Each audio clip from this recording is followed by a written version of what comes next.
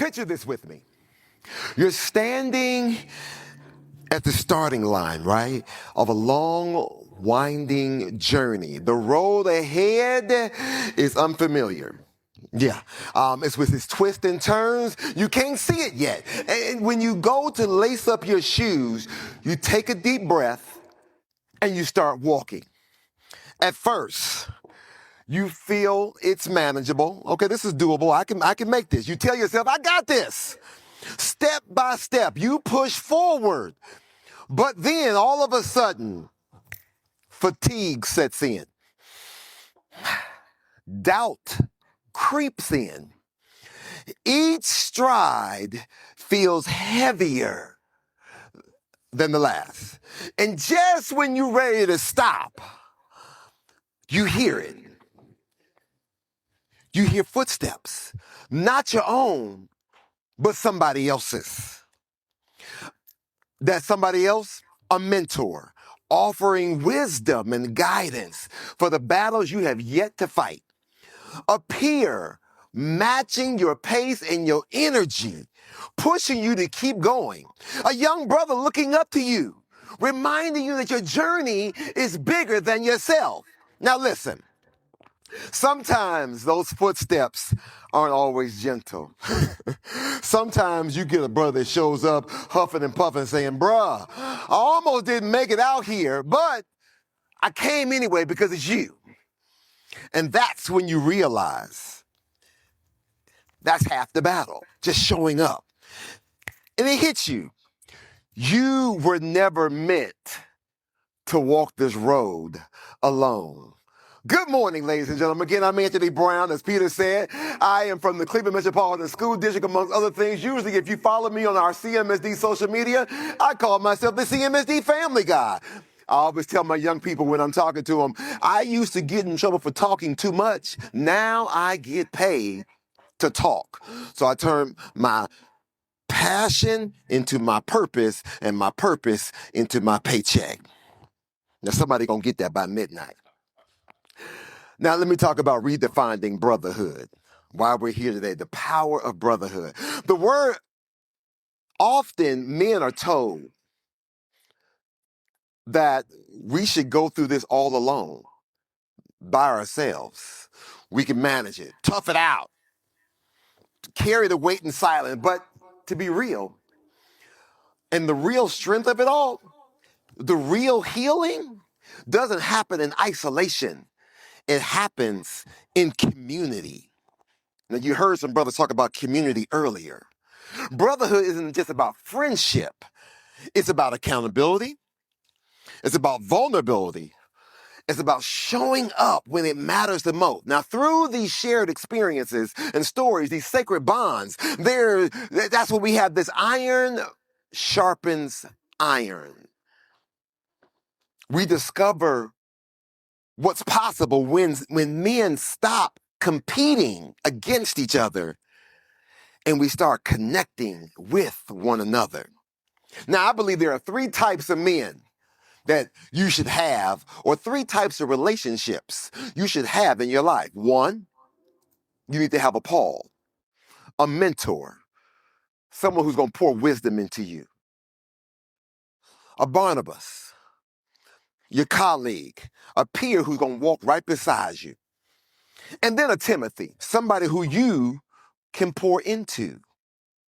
Now, let me give you a little context. Now, for those who, because I got my good pastor over here, for those Bible scholars, and then for, this is not to make up for you missing church on tomorrow. But if you miss Bible study on Wednesday, Pastor, I got you. I'm going to help you out a little bit. Paul is a seasoned leader and a mentor and a teacher who guided others on their journey. His wisdom shaped an entire community. Now, that's the kind of wisdom and mentor that we need in our lives. Someone who sees further than we do and calls us higher. The next kind of person, Barnabas. On the other hand, known as the son of encouragement. He walked beside Paul as a partner and as a peer. a friend in the work, so to speak, okay? He was a reminder that none of us can go through this alone. We can't do it by ourselves. We need those brothers in the trenches who understand us, who challenges us, who celebrates us. And then we need a Timothy. He was a young man Paul mentored and encouraged and raised us as a leader. Now that's our responsibility as men in the room, to pour into someone coming after us, to lift the next generation so they can go further than where we did. Now, when I look at my own life, there are times when I was growing up, both personally and professionally, I realized that I could not stand here today without having these three types of relationships in my life. Now, let me show you my own Pauls, my own Barnabas, and my own Timothys who are in my life. My Paul. Now, this is to my go on the slides. I didn't, yeah, you can keep going. Next one, next one, next one. There we go. My Paul, my daddy, my father, Sumler Harris. Now, we had our growing pains. It wasn't always easy. It wasn't, because I was the other child. I was that, wherever Papa was a Rolling Stone, yeah, I was that other child. But nonetheless, I still learned some things from him and the growing pains. And he taught me perseverance and resilience and integrity. And he saw something in me that I didn't even see in myself. And I remember one of the greatest lessons my father told me, besides the fact when he told me, I need you to live your life with no regrets. He said, son, if you can't dazzle them with your brilliance, I need you to baffle them with your BS. If you can't dazzle them with your brilliance, baffle them with your BS. I said, Now what I heard him say was, stay ready. You may never know when you may be called to do something great, and that something might even save somebody's life, and it might even be your own. My daddy told me one day, listen, do you want your son to take care of you like you taking care of us? Because I was the caregiver for my mother and my father. And I said, no. He said, if that's the case, I need you to get your life right. I stand before you now. If you had known me, if you knew me then, you would have known that I used to be 450 pounds. And I was headed down that same path of health disparities like my parents were. But I had to, that was the light bulb for me. He said, I need you to do something about that. I'm a whole lot better than what I was. I can stand here now and say I'm 160 pounds from 450. Man. So I had to save my life first. All right, and I think about somebody else. You can go to the next slide. Think about some other men. So I think about my pastor, my former pastor, the late Reverend George Q. Brown, who was my faith mentor, right? I think about my professor in college, Dr. Johnson Akinley, who was my professor, Bethune-Cookman, who went on to be the president of North Carolina Central University, who provided me, gave me that leadership opportunity when I was in school. Now, these Pauls helped me see further. They saw something in me that I didn't see in myself. Now, my Barnabas. You also need your peers, right? You need your friends. Those ones who gonna walk with you side by side. I mean, I had friends like my friend Brian, who I met since kindergarten, who was there always pushing me. I had my fraternity brother Robert in college, who used to encourage me and open my eyes to new perspectives. Then I had my other fraternity brother Clifford, who we kind of lived our lives in the 20s and 30s together, had our children together. We got married around the same time. We got divorced around the same time. So we went through it all. I had my other fraternity brothers and lodge brothers, who was always there to check me, to let me know when I'm right and celebrate. And when I was wrong, they were right there with me. Listen, we all need a Barnabas in our lives, someone who gets it, someone who's in the trenches with us, someone who will say, We listen and we don't judge. Or someone that says, bruh, I told you not to mess with her in the first place, but I got your back. But let's be real. Your Barnabas is usually that guy who calls you out the blue and say, what's wrong? Before you even said a word, he already knows just to call you and just check in on you because he just knows. Now, my Timothys, this is my man child right here. This is my one and only. This is my heartbeat. This is my predecessor right here. This is my 28-year-old who lives in New York City, who every so often I still get a text message that says, hey, Dad. And when I get that text message, I know it's going to cost me something. Yet, he reminds me daily, it's not just because he's a professional artist. Not because he won awards here locally at Cleveland State in the Karamu House and went to Yale on a full ride. But he always has to remind me, Dad, I need you to still remember that you got to support the arts.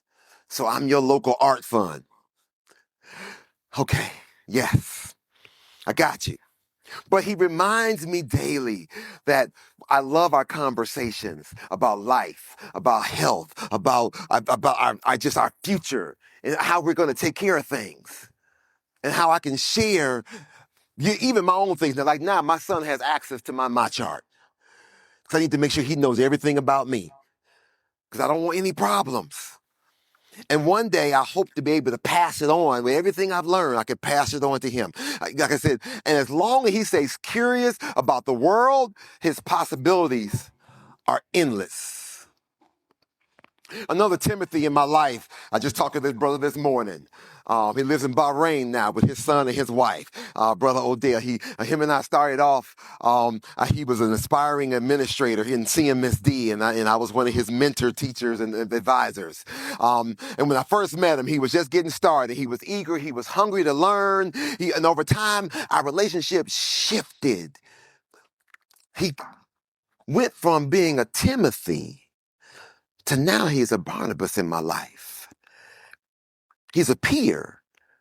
We talk almost daily. The time difference is a challenge because, he called me at 7 o'clock in the morning like, bro, I'm still asleep. He's like, it's the middle of the day for me. I understand. But I love the fact that the power of brotherhood, we are able to pour into others.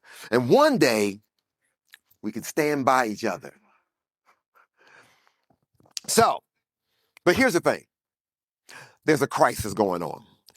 And that is not just an emotional issue. The crisis talks about the fact that here's the reality. There was a survey by an organization called Movember Foundation, which is a global men's health charity. And they said that they found that nearly 1 in 3 men say they have no close friends to confide in. Think about this. Just to the men in the room. There are some brothers carrying battles, issues, concerns, depression, loneliness, despair, and they have nobody to talk to, nobody to walk beside them. And I know what some of you all may be thinking, no, that's not me. Now, that couldn't be me. I got plenty of friends. But if I ask your plenty of friends, would you be in their top 5?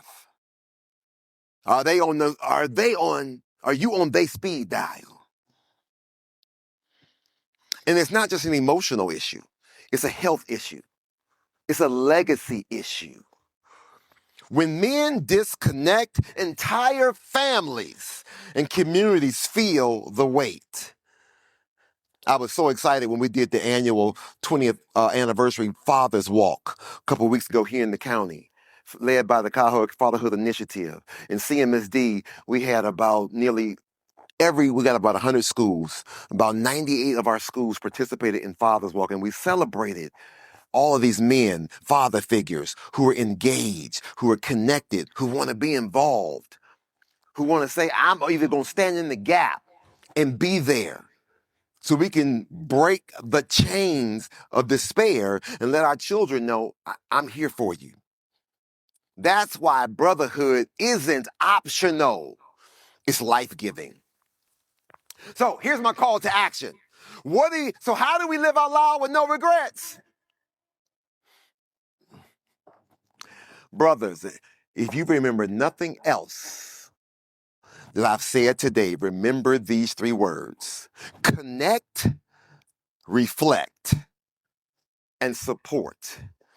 Even for those who are in the room right now, come on and say that with me. Connect, reflect, and support. Now, this has been my challenge to myself and to others in what I call inspire me moments. Oh, go figure. How about that? As Sam just said, I wrote a book. It dropped Father's Day weekend. And I talk all about the journey and the process. Finding those everyday moments and opportunities to choose connection, courage, and purpose. So connect. How can you reach somebody today?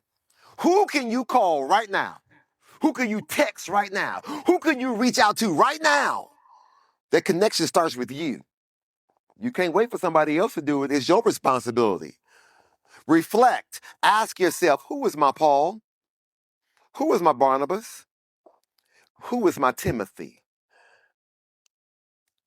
Am I showing up for them in the way I should? If not today, when? Lastly, support. Look around. Who needs to listen, encourage, or show up? Brotherhood isn't just about what you gain, it's about what you give. Are you ready to stand and give it your all? Now let's go back. Now, earlier, again, when I started, we talked about that opening image, being on the open road, tired, uncertain, about to throw in the towel.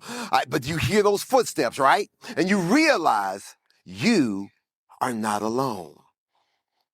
Proverbs 27:17. As iron sharpens iron, so one man sharpens another. As iron sharpens iron, so one man sharpens another. Brothers, success is not a solo journey. It's one we take together, and that is what we can start doing today. Now, this summit today is more than just keynotes and breakout sessions or health screenings, and it's about sharpening one another. It's about the mind, the body, and the spirit. So here's my challenge. Don't let today be about just taking notes and collecting handouts. Lean in, ask questions, exchange numbers. Take advantage of every resource in the room, because the true power of the summit and the true power of brotherhood is not what happens in the sessions. It's what we choose to carry out when we leave this place, when we get back to our families, when we talk in our communities, and we plan for our future. So let's commit today, like right now, to live healthier, fuller lives. Let's commit to brotherhood. Let's commit to leaving here sharper than we arrived. And as you go through the day, I hope you will create your own inspire me moments, because what we do today can echo for a lifetime. Now listen, that is the true power of brotherhood, and that's the opportunity of today. So brothers and sisters, thank you. And thank you for walking with me in this journey this morning. Remember that the power of brotherhood is about the opportunity of today. Now, if you don't just want to be part of the moment and you want to be part of the movement, join me later on today. I'll be doing a breakout session in one of those sessions, in one of the rooms around 11:30. We can continue the conversation. We'll be leading an inspired conversation. and lunch and learn. So you grab your lunch and come on in and just have a conversation with us. Let's break bread, share some stories, build something special while we're saving lives. And throughout the day, if you're able to stop by the table, come. Pick up the book, take a photo, say hello. Let's keep sharpening each other, because when we begin in this room, can echo what we do beyond today. Thank you.